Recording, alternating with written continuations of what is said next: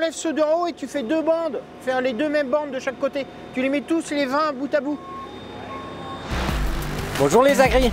Aujourd'hui je me rends à l'atelier d'éco-conduite organisé par le lycée de la Germinière à l'occasion de l'AG des œufs d'été.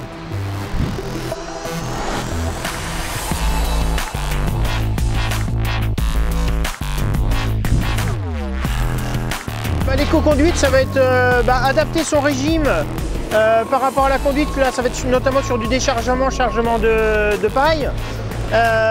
Donc pour voir les consommations par rapport, si on tourne à haut régime, bas régime. Donc là, exemple, sur ces appareils-là, il y a 2 modes. Il y a un mode route et il y a un mode aussi travail. Donc qui va permettre, donc lui l'appareil déjà va réguler un petit peu sa puissance par rapport aux besoins. Certaines machines, en fait, on va charger, décharger, et si nous qu'allons jouer soit avec l'accélérateur, accélérer plus ou moins pour charger.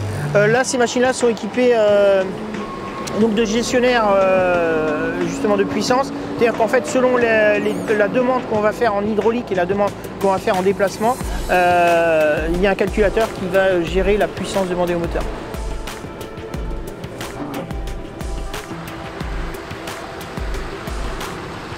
Les entreprises, donc les ETA qui sont là, sont aperçus que selon le salarié, selon la conduite, selon l'organisation du chauffeur, les consommations étaient très différentes. Et puis donc selon le matériel aussi, puisque je vous disais tout à l'heure, donc il y a certains matériels qui vont gérer plus ou moins leur puissance selon le travail qu'on fait avec aussi. S'économiser aussi les allées-venues, les mouvements, les pneumatiques, parce qu'évidemment on va user les pneumatiques aussi sur le sol, plus on va faire de manœuvres. Et puis aussi au niveau du temps, optimiser le temps.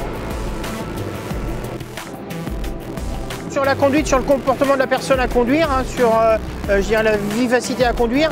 Et puis aussi là c'est pareil, donc là on a placé les plateaux, mais en fait ça va être aussi au salarié de placer son plateau pour avoir le minimum de déplacements à faire ou optimiser justement ses déplacements par rapport à ça.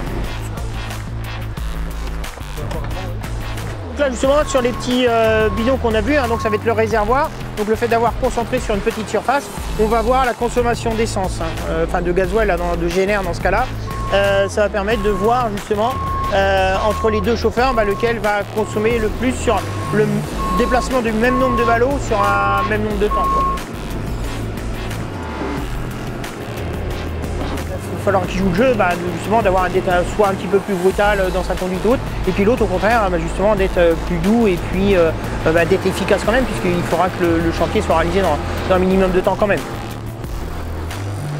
L'optimisation, c'est sur la consommation, l'usure du matériel, et puis sur le bien-être du chauffeur aussi.